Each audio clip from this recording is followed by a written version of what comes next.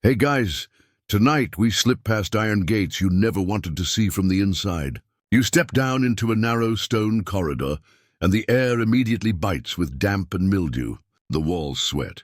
Rats dart between straw that crunches under your boots. The smell is thick enough to taste, like rotten meat mixed with smoke and something sour that clings to the back of your throat. You probably won't survive this, but you've already taken the first step inside, so there's no turning back. So before you get comfortable, take a moment to like the video and subscribe, but only if you genuinely enjoy what I do here. And hey, drop your location and your local time in the comments so I know exactly when and where you're listening. Now dim the lights, maybe turn on a fan for that soft background hum. And let's ease into tonight's journey together.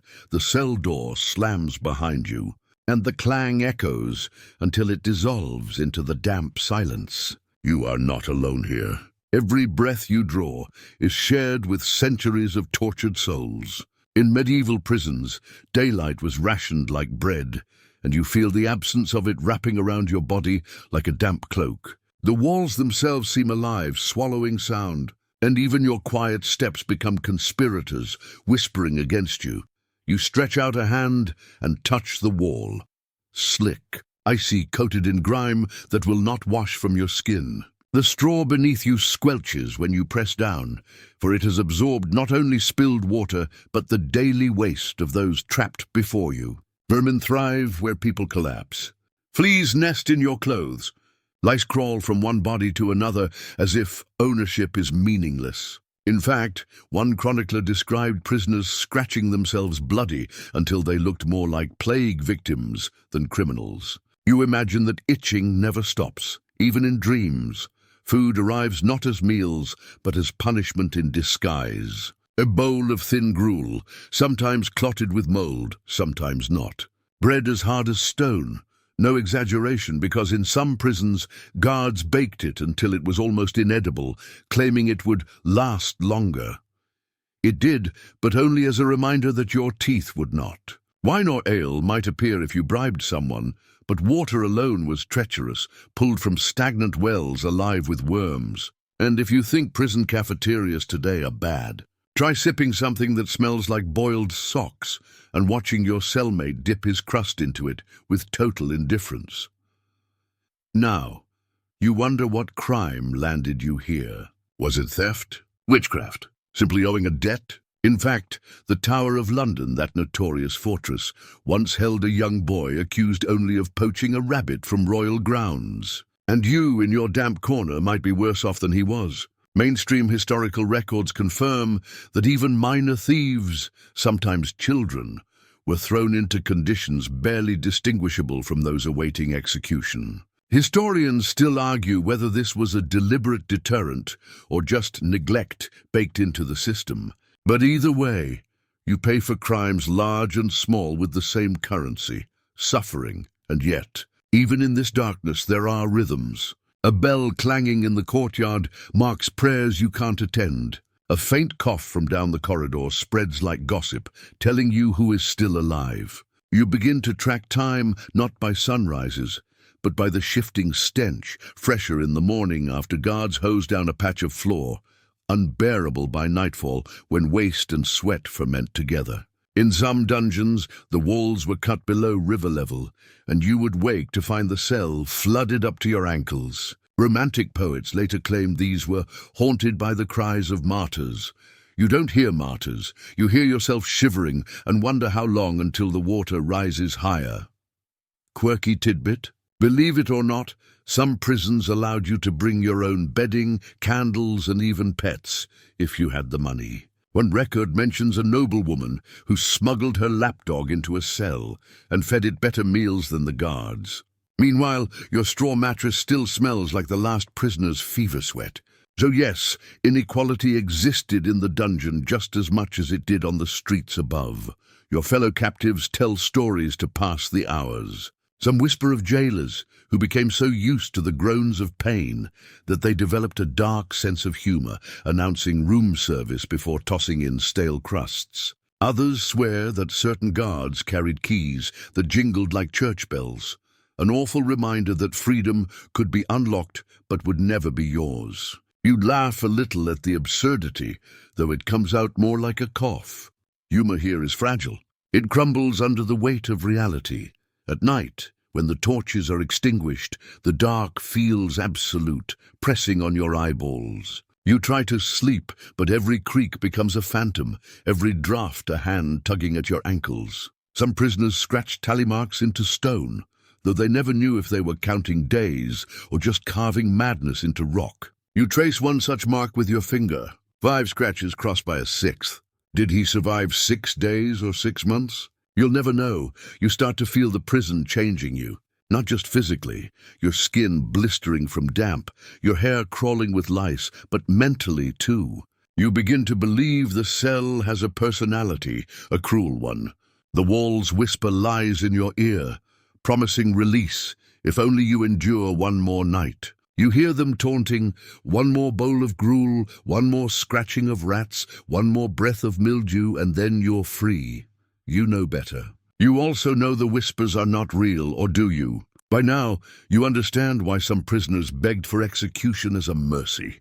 Survival here meant not just living, but enduring every insult to body and mind, until you weren't sure which part of you would collapse first. And yet, strangely, you keep going, because hope, tiny, ridiculous, as fragile as the straw beneath your head, refuses to die. And that hope, however absurd, is exactly what makes this place torture. Chains drag across the stones, and you follow them as if they're leading you deeper into the belly of something that does not want to be known. Here your role shifts. No longer just a prisoner in damp straw, you are also a witness to the hidden theater of interrogation.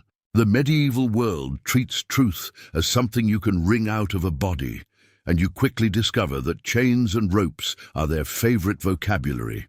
You are hauled into a chamber with walls blackened by soot, not from fire but from years of torches burning through long nights of questioning. At the center stands a wooden rack, its joints groaning like an old ship. The air smells of smoke, sweat, and a metallic tang that doesn't quite fade, perhaps from the iron cuffs bolted into stone. You can almost hear echoes of past screams trapped in the cracks. And here's your first reality check of the night. You probably won't even make it to the questioning chair before your courage fails. Why are you here? Maybe you're accused of theft, of heresy, of whispering in the wrong ear. In the early modern period, records from the Spanish Inquisition show that suspects were questioned, not because evidence existed, but because their silence was too suspicious. Historians still argue whether torture actually uncovered truth or simply forced confessions that authorities wanted to hear. You might already know the answer, but your wrists bound in iron aren't in the mood for philosophy. The rack is the most famous, stretching arms and legs until joints scream louder than voices. But that's not all. There's the strappado, where your wrists are tied behind your back, and you're hoisted into the air until shoulders pop like dry twigs. Sometimes they let you fall suddenly, halting your drop with a jolt that tears muscles apart. Jesters might joke about dislocated shoulders, but here the humor dries up fast. Except, of course, for one guard who mutters, "Don't worry, it builds character," medieval sarcasm at its finest. And then there are the subtler tools. Iron boots filled with wedges, tightened slowly until bones cracked. Thumb screws, tiny instruments that crush the dignity out of men who once commanded armies. Even water could be twisted into cruelty, poured endlessly down the throat until your body drowned on land. A quirky tidbit. In some dungeons, animals were unwitting accomplices. Cats were tied to prisoners during interrogations, their claws encouraged to do the work of nails. One chronicle even describes a goose, wings bound, used to slap a prisoner's face repeatedly. It sounds absurd, almost cartoonish, but imagine enduring hours of feathered humiliation with no escape.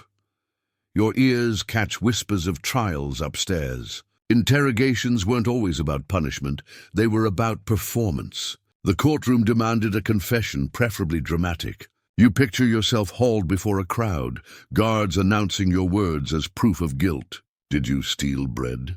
Did you curse the king? Did you dance naked under the moon? Your answer didn't matter so much as the fact that you spoke it. A confession on parchment gave authorities the clean conscience they craved. And you, bent double by pain, supplied the ink with your own voice. Here's a mainstream fact that might make you wince. Torture wasn't meant to kill, at least not directly. Church doctrine in many regions specifically forbade irreversible harm, so interrogators grew skilled at towing the line, keeping you alive but broken. They would pause, let you recover just enough to feel the next session, then start again. Technically, your survival was proof of their mercy. Technically, the debate among scholars continues. Were these prisons primarily about deterrence? Or were they theaters of control, designed to remind the public that no body was untouchable? As you sway from your chains, you're not interested in footnotes, but you realize both might be true. The cruelty is intimate, personal, but also symbolic. Your body becomes a billboard screaming obedience to everyone outside. Your fellow prisoners sometimes try to joke, though laughter here sounds more like coughing. One man claims the rack cured his crooked spine. Another swears that being stretched an extra inch made him taller than his brothers, which he insists is why they now call him Sir Lofty. You chuckle at the absurdity, because even in torment, humans drag humor behind them like a stubborn mule. And then comes the paperwork. Yes, paperwork. Medieval scribes recorded confessions with meticulous care, their quills scratching as if the words themselves were sacred. Some even doodled in margins, tiny faces, animals, or abstract knots. Imagine spilling your darkest pain only to have a clerk sketch a dancing bear beside it. That's bureaucracy for you, part tragedy, part comedy. But not every interrogation was violence. Some were psychological. Guards whispered false promises, offering freedom in exchange for names. You might betray neighbors, even family, to claw back one breath of liberty. The chamber becomes a theater of betrayal, and you're both actor and victim. When the cell door closes again, silence cuts deeper than any blade. As you stumble back to your straw mat, body trembling from the rack's echo, you notice the corridor smells different. Torches flicker, smoke curling like spirits against the ceiling. For a moment, you wonder if the walls themselves lean closer, savoring your pain. You've heard legends of prisons that kept souls trapped long after flesh rotted away, their whispers joining the chorus you already hear. Whether ghosts exist or not, you already feel haunted by the memory of your own screams. And still somehow, the prison continues to function. Meals arrive, bells ring, guards laugh. The world does not pause for your suffering. That might be the cruelest truth of all. Your body barely carries you back to the cell. Every step rattles chains that seem louder now, as though mocking your effort to keep moving. When you collapse onto straw, you don't just feel the scratch of mold and fleas, you feel the weight of hundreds who have collapsed in this same corner, each leaving behind a ghost of themselves. You realize you're never alone here. Even silence is crowded. Some prisoners never left at all. Their bones still rest beneath flagstones, forgotten until renovations centuries later uncovered them. In fact, excavations under Old English jails revealed shallow pits packed with skeletons, wrists still chained. Historians still argue whether these were deliberate burials or simply neglect, bodies hidden to keep the prison functioning as usual. Either way, the dead remained unpaid rent in stone coffins that never asked their consent. Yet not every prisoner met death here. Some were transferred to execution sites, paraded through jeering crowds. You picture yourself shuffled out into daylight, eyes burning after years underground. You'd see the scaffold rising like a grim monument. Some criminals were hanged, others beheaded with swords too dull to manage in one stroke. And in rare, chilling cases, execution was delayed for days, forcing prisoners to wait in cells with the instruments of death displayed in front of them. You wonder which was worse, the act itself or the theater of anticipation. Still, prisons did more than kill. They bred legends. People whispered that chains rattled long after prisoners were gone. The Tower of London boasts tales of headless ghosts, while French Bastilles claimed lights floated in hallways. said to be the souls of those who died unjustly. Quirky tidbit? In one Italian dungeon, guards reported hearing phantom chickens clucking in the dead of night, supposedly linked to a prisoner who had smuggled hens into his cell for comfort. Centuries later, visitors still swore they heard wings fluttering in the dark. It sounds funny, but when you're already shivering in pitch black, ghost chickens aren't exactly reassuring. You notice architecture here is designed to trap both body and spirit. Narrow staircases spiral downward, tricking you into believing you're descending into eternity. Windows are set just high enough that no one can see out, though shafts of light sometimes sneak through like mocking fingers. Walls were built thick, not only to muffle escape, but to swallow every scream. Even today, ruins of medieval prisons carry that same acoustic, clap your hands, and the sound dies mid-air, as if the stones themselves are tired of listening. And yet, some reformers believed change was possible.